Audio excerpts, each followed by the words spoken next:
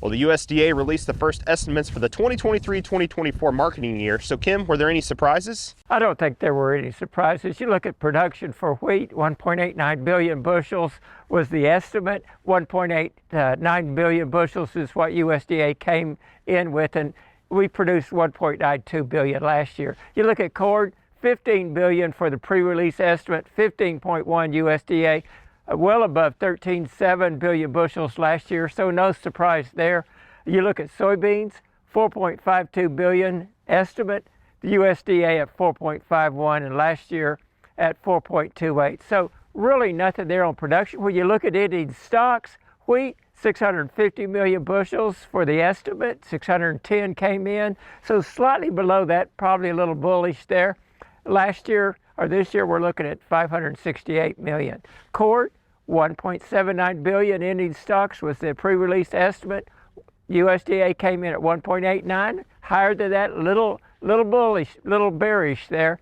And this year is expected to be 1.27 billion. Soybeans, 391 expected, 290 USDA, and 220 expected this year. So I don't think there's any surprises there. So what was the USDA's price projections? Well, if you look at what's going on with the USDA on their projections, you got wheat at $8.50. Now that's the marketing year, 2023-24 marketing year. Right now you can, Oklahoma, if you adjust it to Oklahoma, it's about $8. You can forward contract for $7.60. Corn, USDA's got next year at average for $5.60. That transfers into $5.40 to Oklahoma, and you can forward contract for $5.50. Soybeans, $2.90 USDA.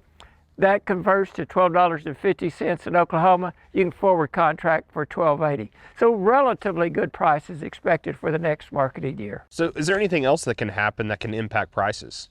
Yeah, right now the market's looking at what's going on with weather. Weather is the big driving force for that. I think if you look at the impact for what this report had on it and the weather, the rain we've had, you've seen wheat, corn, and bean prices all go down.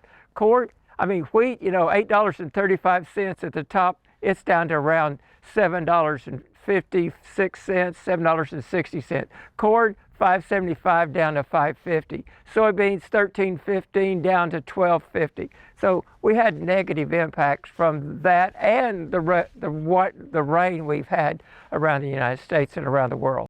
Any expectations that you can think of that can change the supply and demand situation? I think the market's going to watch what goes on the weather around the world. Stocks are relatively tight. We're in a weather market. I think you've also got to look at the Ukraine-Russian war. We had the COVID go back. It increased prices from about $4.50 to $8, and the war from $8 to $13. They're back down around that $7.50 to $8.50 level.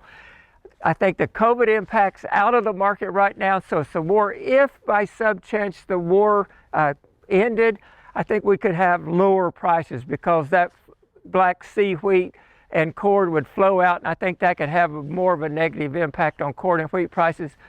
Bean prices, I think they're going to watch the weather and the planted acres. All righty, thanks, Kim. Dr. Kim Anderson, Grain Marketing Specialist here at Oklahoma State University.